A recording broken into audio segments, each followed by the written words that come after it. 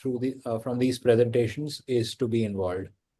If you are involved and you are taking up the action items, then the learning would be the highest.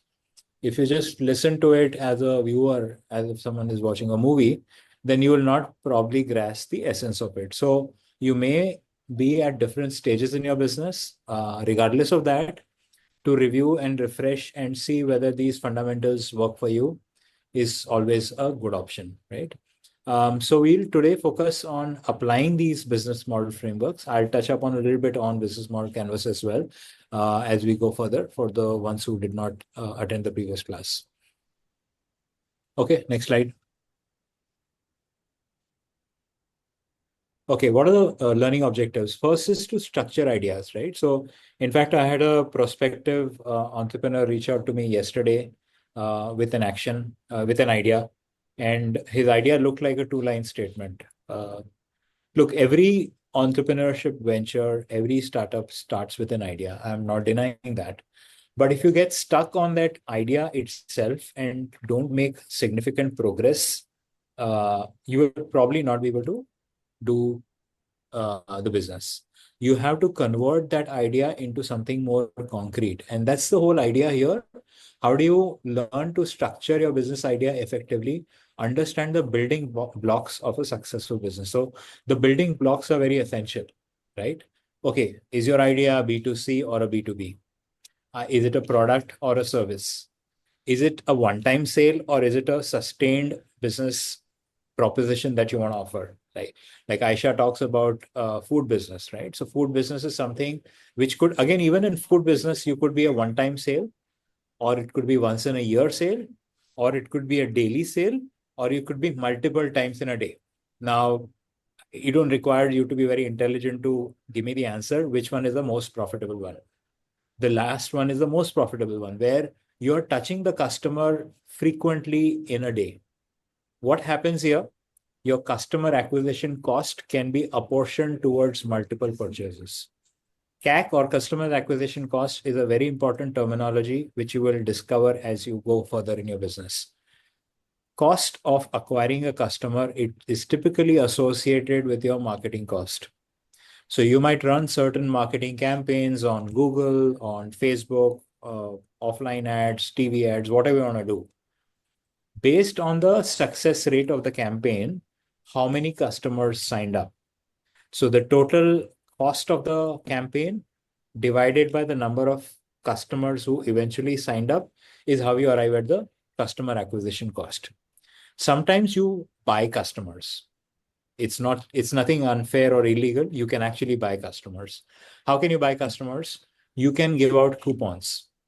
You can give out a 100 rupee discount coupon on Amazon for a particular product. That coupon can be used by the customer to come to your website and buy a product. So that 100 rupees becomes the cost of customer acquisition.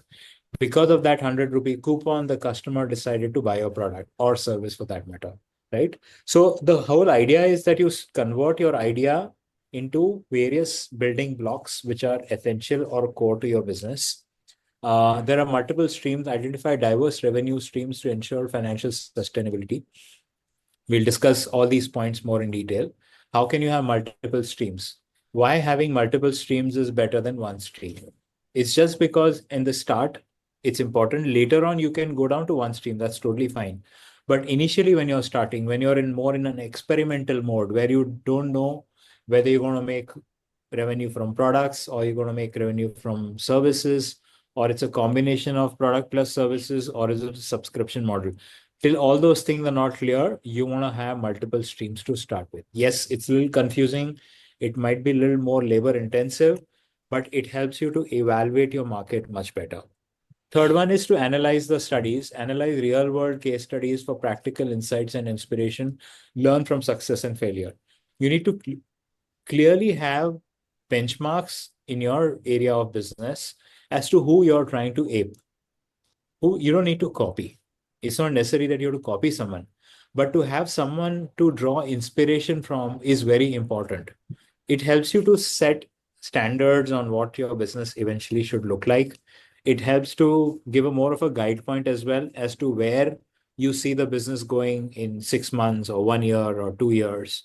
It could be either in terms of revenue, or it could be in terms of scale, which is the number of units you're going to sell, or it could be geographically in terms of how many cities that you want to sell, and so on and so forth.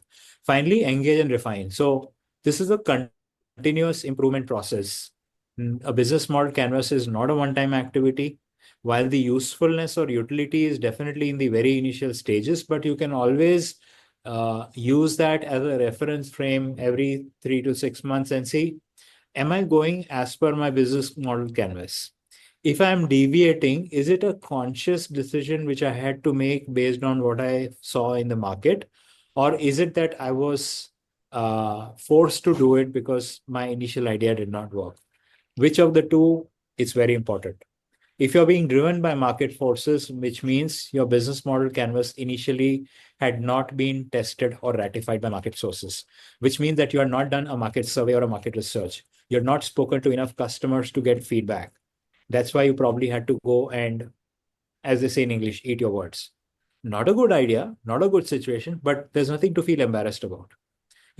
Everything in entrepreneurship is a learning. Success is a learning. Failure is an even bigger learning. So if you're able to course correct yourself and you still survive, that's great. If you try to course correct when there is no money left in the bank and you can't continue your business, that's too late. And that's something which you need to avoid. So make changes while you can afford to. Don't leave it for too late. Next slide. So what is the importance of the business model frameworks? It helps you to clearly articulate your value proposition, right? So yesterday, the entrepreneur who talked about was offering various ancillary services to consumers, carpenter, plumber, electrician, and so on and so forth. The challenge he faced was because he had not clearly articulated the value. By value, what I mean is, what is the delta difference which you're offering to the customer apart from just offering the service as it is? Instead of calling my electrician in my local society, why should I call the electrician that you're offering? Oh, sir, we have an app. Your society does not have an app. Great value. Oh, sir, we have multiple electricians to choose from. In your society, you might have max 1 or 2 electricians. Very great. We have very strict quality standards. So if our electrician does not deliver service to high quality, you can give us the feedback. We can penalize that electrician. In your society, that one electrician does whatever he wants to, even if the service is bad, people have to call him. Great. So without even a thought, I have given 3 value propositions for this service.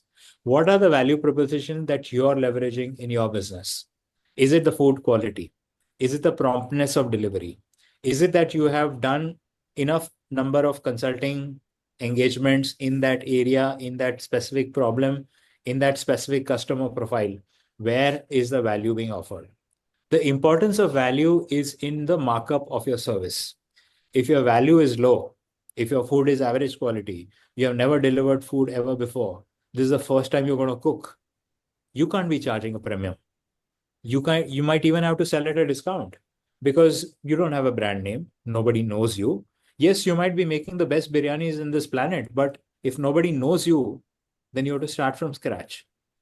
You can assume that the person will not even offer that 100 rupees, which is your cost price, and say, no, if you're willing to give me at 80 rupees, I'll try. Otherwise, I'm not interested. The loss is yours because you don't have a brand.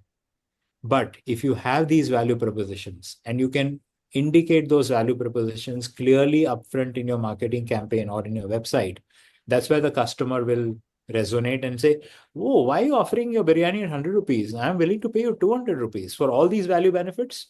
If you're really telling me the truth, I'm willing to offer you 200 rupees. That's where the value comes in. So one customer gives you that confidence that you could actually be charging 200 rupees, which is 100% premium. Maybe 10 other customers might not agree. Maybe 5 will agree. But that will help you to fine tune your strategy and say, am I in the value business? Am I in the cost plus business? Second one, target market. Understand your target market to tailor your offerings. Focus on the right customers for your product. Now, again, going back to the conversation I had on the services model yesterday, the guy is talking about offering electrician service pan India. I had to stop myself from laughing. I'm like, electrician is not like offering biscuits An electrician can't go across 10 cities in the country. He can't be taking a flight anywhere you need to.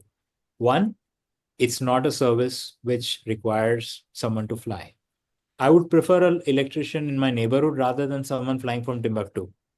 Even if he's coming for free, I would be like, why the hell are you flying down all the way? Even if I don't have to pay the airfare, I would be like, why are you flying all the way? What is so unique about you? An electrician's job is very menial and very straightforward. He's not like a reputed astrologer who needs to look at your palm with fine-tuned details, holding your palm in his hand to be able to give you the right prediction. Then maybe I'll say, yeah, you fly down from Timbuktu, my business is not doing well. I want you to read my palm and tell me what I need to do. So be very clear in terms of your market definition. Is it local? Is it global? If it is global, what is the service delivery mechanism based on which that you're calling it global?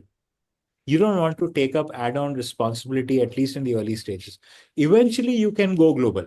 Eventually, you could have a single number for an electrician anywhere in India with different electricians servicing, mind you. Possible.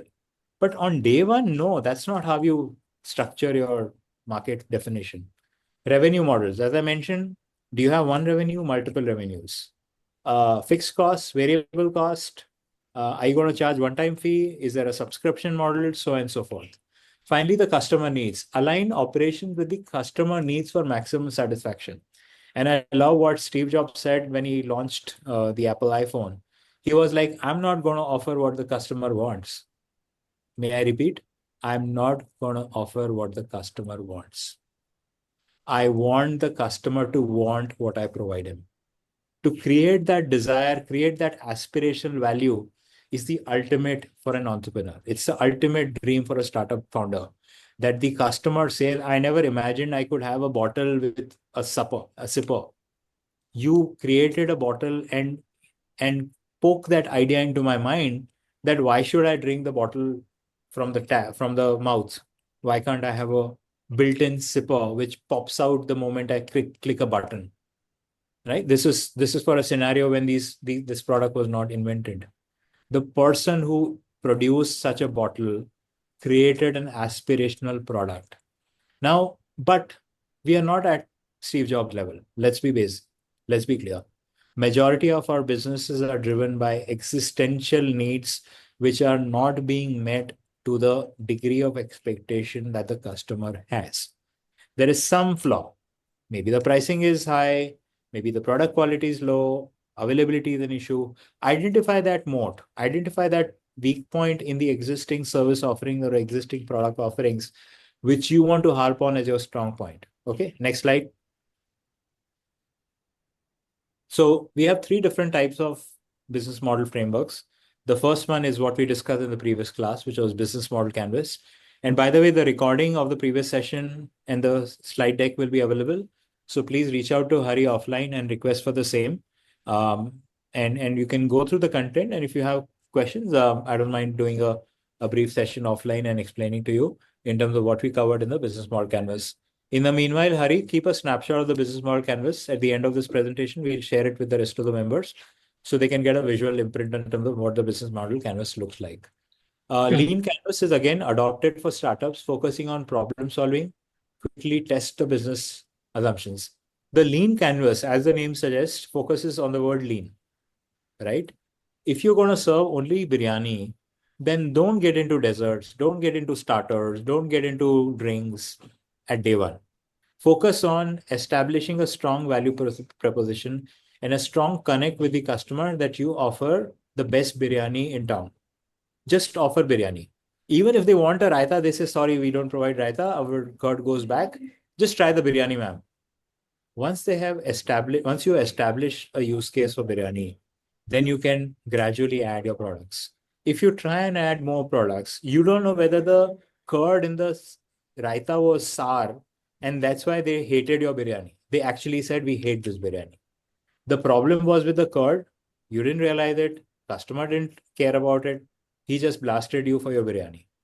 And that can actually cause more damage because it's not just one customer. There are multiple customers who read this feedback and decided never to order biryani from you again. So start lean, start small, take measured baby steps to ensure that you're crossing the MVP round, you're crossing the POC round, you got a few customers satisfied and have shared ratings, then is only that you try and expand. Once you know that there is enough margin in your bandwidth, you have enough bandwidth to be able to expand your product portfolio, then is when you start expanding.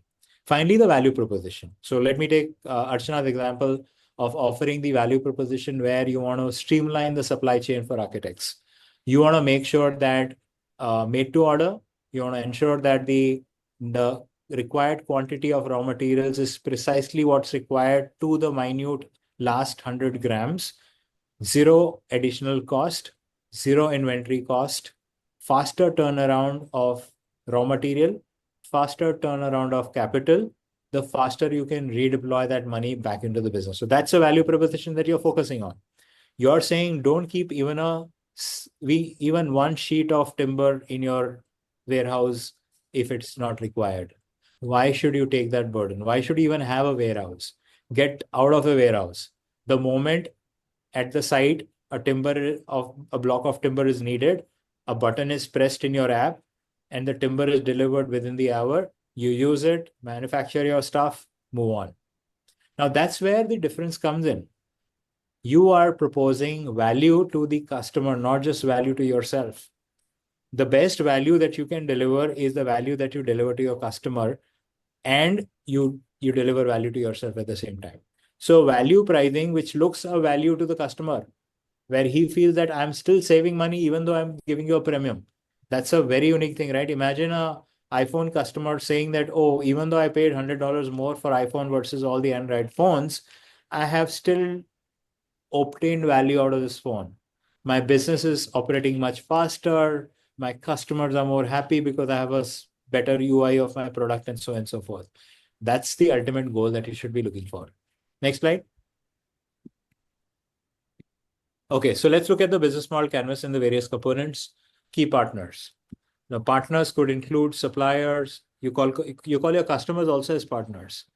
Ancillary partners, service partners. Identify who are essential from a collaboration perspective. Identify who you can harp on. Whose publicity and popularity can you leverage? You are an unknown brand, but Zomato is not an unknown brand. Why don't you make Zomato your partner and start selling your product on Zomato first? Why don't you tie up with an architect who's a known name in the industry to push your name initially? And then gradually, once you establish your name, then you say, okay, I can go on my own. Try and identify these partners, collaborators. Obviously, you'll need to include the commission or margin that you'll need to pay to these partners in your pricing. So make sure that your pricing, whenever you start talking about right from your business model canvas or your initial pitch deck, account or factor for these pricing which need to be included in the overall proposition. Key activities. What are the critical actions must your business perform? Delivery, making the product, delivering the product, customer service, identifying maybe suggestions in case of the architecture business.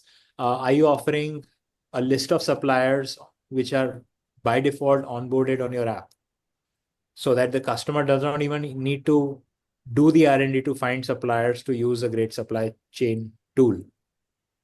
So those are the value added activities that you could be looking at. Value proposition we just discussed. Customer segment. Are you looking at B2C versus B2B? Are you looking at male versus female? Bifurcate or dissect your customer segment so that you can make as narrow a value proposition as possible. If it is a female between 40 to 50, the proposition of your product will have to be drastically different between what you would offer to a male between 20 and 30. Agreed? I've intentionally taken two drastic examples because sometimes people say, no, sir, my product can be used by anyone. Anyone can order a biryani. Yes, everyone can order a biryani, I know. But the wider your customer base, the more marketing dollars you'll need to spend, the more campaigns you'll need to run, the more Have a variety you question. need to offer. Yeah, sure. Sorry to interrupt. No problem. For example, if I have a supply chain network, like for example, if I'm working with chefs or contract chefs, Yeah. where do they fit in this block? So chefs are your partners. Your chefs are your partners. Yes. key Yeah, partners. yeah, yeah. So who else does it fit in also? Like the Delivery boys are your groceries. partners. The delivery boys are your partners. Your raw material, wherever you're ordering the rice from. You obviously want to have fixed suppliers for your rice and all key essential ingredients. They're all your partners. And also the equipments, the Yeah, anything. everything, Yeah, everything, yeah. everything. Typically, I would include more of regular suppliers or regular interaction entities as my partners. If I'm going to be buying, let's say, a large fridge, then I would not call the fridge supplier as a partner because I'm not ordering a fridge every now and then.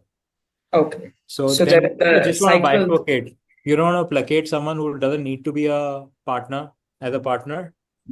Emptiness and filler. Emptiness and filler. Yeah, So which is like the regular supply, exactly. the The frequency of monthly interaction is high, right? interaction. Wherever there's a frequency of interaction is high, that's where you want to placate them as partners. You want to give them that importance that no, you're my partner in my business.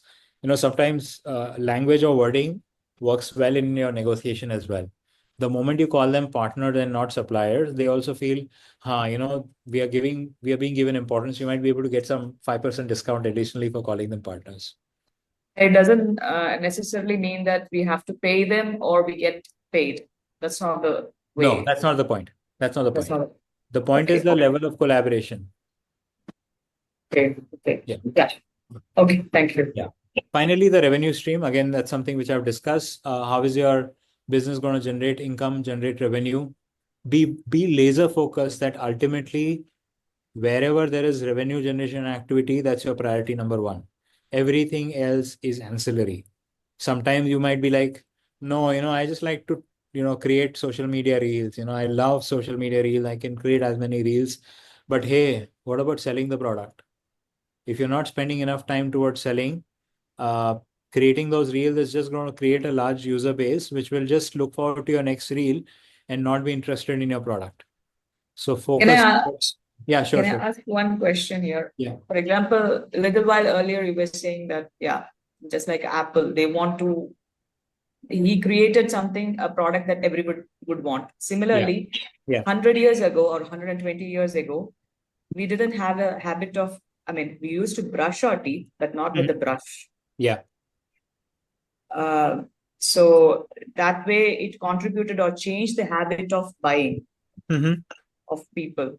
So, for example, if I want to, like, people don't have necessarily, like in Europe, they have the habit of having cards for everything, cards. So that's how they created the card for hotel as well. Mhm. Yeah. But here we don't have that kind of uh, sophistication mentality because we always do some jugaad. Yeah. That's how we have been. Yeah. I Yes. just have this question of how do we change the behavior of customer, or how do we make them learn it, or maybe sell it to them so that that's better. So this is obviously going to be a long journey. You need to start small. You need to take a narrow segment of the customers, change their behavior, understand, learn from your experience, and then apply to a larger customer set. So don't try and change it en masse. Experiment with a few set of customers. Tell them that, hey, if I give you a loyalty card and you get the benefit of getting a product at a discount because of the loyalty card, would you be interested? Hey, I don't mind if the card is free. uh, Yes. Offer it for free, and once Yeah. they start seeing the value, then charge for the card later on subsequently, and then larger the base of customers who will actually use the loyalty card. Okay, great. Next slide, Hari. Okay, so we just take example of LinkedIn. The reason I took example of LinkedIn is because we are all familiar with LinkedIn as a platform. It was founded in 2003. LinkedIn boasts over 740 million members. It's a professional networking platform. If any of you are not actively using LinkedIn, I would strongly encourage you, even if your business is B2C or B2B, it always helps to have a professional profile on LinkedIn because you don't know who's checking you out. You don't know who's looking at or ratifying your credentials for whatever reason it could be, whether you're a partner, supplier, or customer, or for that matter.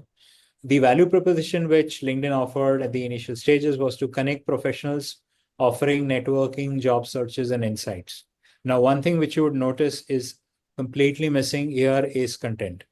LinkedIn was never designated to be the content platform that it's today. LinkedIn was never supposed to be allowing people to create random reels and videos and post it on their platform as people, including myself, do today. But that's an evolution curve. That's an evolution journey, which Sorry goes. to interrupt again, sir. Yeah.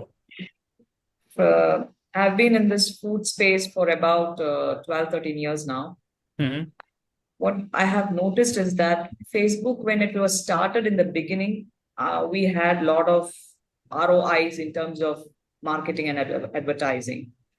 But these days, the more we put, the more we spend, we are getting saturated, or the space has become really saturated.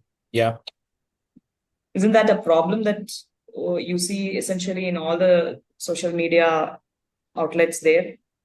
That's a problem with you as a user. That's not a problem with the supplier, which is the platform. So I think what's happening is, the people who own the social media platform, for them, traction is more important than whether you get business out of it. So if you want really to laser focus on the business, then they expect you to pay more. They expect you not to remain a plain vanilla member, but become a premium member or a business partner, where they will start offering you insights and inputs on the user behavior, which can become critical for you to understand. So uh, I'm talking hearsay. I don't have specific information, but that's one thing which you could look at. You could partner with LinkedIn for some of their products and Okay. pay them for subscription. Like you could, if you're looking to hire people, you could do a free job posting on your post. Yeah. You don't need to pay for that, but the results would be far lesser compared to if you take up a recruiter license and put up a job, because LinkedIn doesn't want you to get away free. LinkedIn wants a cut from their business. So you'll have to align with the objectives of the platform, then only your objectives would be met. Otherwise, it's just charity. Yeah, you got lucky. Some people saw your post and applied, and you got a job without even having to buy the recruiter license. Be happy about it. But if you don't get anything, don't complain, because LinkedIn has their ways of making revenue, and they would not want you to bypass that option. Okay. So there are multiple revenue streams now, as you see: premium subscription, target advertising, talent solutions. So this is more talking about evolution curve as to how things evolve over a period of time. Everything doesn't need to happen on day one, and so on and so forth. Customer segments, they've broken up into professionals, recruiters, advertisers, business seeking opportunities. So again, your customer segment can also evolve and grow, and it matures as your business matures. Analyze. So you could analyze LinkedIn business model using the business model canvas. What lessons can you draw startup? So rather than analyzing LinkedIn model, please go back to the business model canvas that you made and draw inferences. Share your inputs on what you learned when you made the business model canvas today, compared to what it would have been when you started the business. What are the insights that you're getting when you created the business model canvas? What would you do differently if you started your business today? Next slide, Hari. Applying the frameworks. So how do you apply these frameworks? So food tech, if I take the example for food tech, supply chain efficiency and local producer partnership. Try and do one thing at a time. Don't try and get multiple wheels in motion at the same time. If you want to try an innovative product, then try in the family of products that you're already selling. So if you're selling biryani, maybe you start selling pulao. Don't go from biryani to desserts and take a giant leap. It's too big a risk that you're taking, because with the moving from biryani to pulao, you just need to change the ingredients, tweak around the ingredients. You need to give some more instructions to the chef. The raw material is the same, which is rice, but you're not making drastic changes. And if you make that small delta shift, you could be having the same set of customers who are bored of your biryani to now order pulao. But if you go from biryani to dessert, people will be like, we were okay with the biryani, but we don't want your dessert. We will stop ordering your service because the dessert was so bad, or so on and so forth, right? So be very clear, make small changes, don't make huge changes. SaaS, scalable solutions with recurring subscription, try and minimize the onboarding cost. That's what the SaaS model is all about. You give a small low-key product and then charge for the updates and incremental changes that would be required by the customer on a regular basis. That's where you create a subscription model, where you create more of a periodicity. There is some small amount which will come into your bank every month so that you can plan your expenses accordingly. It's not that at one shot they paid you 10,000 rupees and for the next 6 months they don't have to pay you a dime. You'll be like, okay, what do I do for month two? What do I do for month three? And it's typical human behavior. The moment that 10,000 came, it got used up. What if instead of 10,000 rupees coming on day one, you're supposed to get 2,000 per month for the next 12 months? Now that's a choice which you would rather go for. That's where the SaaS model comes in. It's not applicable in every business, but wherever it's applicable, try and SaaSize some part of your offering so that there is some recurring monthly revenue stream which can be built up out of your offering. Next slide, Hari. Common pitfalls and strategies to avoid. Market research, extremely critical. You need to understand your market, talk to potential customers, go out in the field, go with a pen and paper and get inputs from the end customers before you theorize that you know the customer. Revenue diversification. Don't put all your eggs in one basket. Try and create multiple revenue streams. So after 3 months or 6 months, you can clearly analyze and say what's working, what's not working. Customer feedback. Have one feet on the ground all the time. Proactively reach out to customers and ask for feedback. Push them. Insist that you want feedback. Give them discount on the next product if they give feedback. Do whatever it takes to make sure that the customer talks to you, they share what's in their mind so that you can improvise and add more customers. Finally, scaling prematurely. Avoid scaling prematurely. Validate your business model first. Take baby steps. Take in and make incremental improvements in the business. Next slide. Refining your business model. Look at the present model. Get some peer review, get it reviewed by mentors, advisors, customers, and then finally refine it and do this constantly. As I mentioned, this is not a one-time activity.